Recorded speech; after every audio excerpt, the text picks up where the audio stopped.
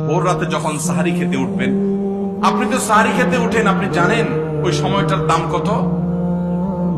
আমরা বেশিরভাগ মানুষ জানি না ভোর রাতের এই সময়টার দাম কত। আরে ভাই, এই সময়ের দোয়া 1 মিনিটের দোয়া অন্য সময়ের 100 মিনিটের সমান না।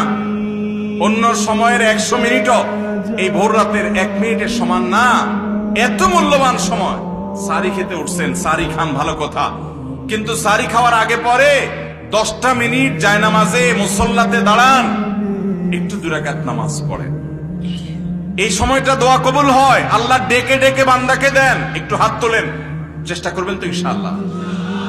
আপনার বাসার এক কোনায় চলে যাবেন, একটু আলো আধারিতে চলে যাবেন, সেখানে গিয়ে বসে আল্লাহর কাছে একটু কথা বলবেন। সিজদা চলে যাবেন, সিজদা গিয়ে আল্লাহর সাথে একটু মন খুলে কথা বলবেন। আল্লাহ, আমি অনেক গুনাহ করেছি, আল্লাহ আমি অনেক পাপিষ্ঠ। শুনেছি আপনার রাসূল জানিয়েছেন যে এই মাসে নাকি আপনি অনেক পাপিষ্ঠকে মাফ করে দিবেন।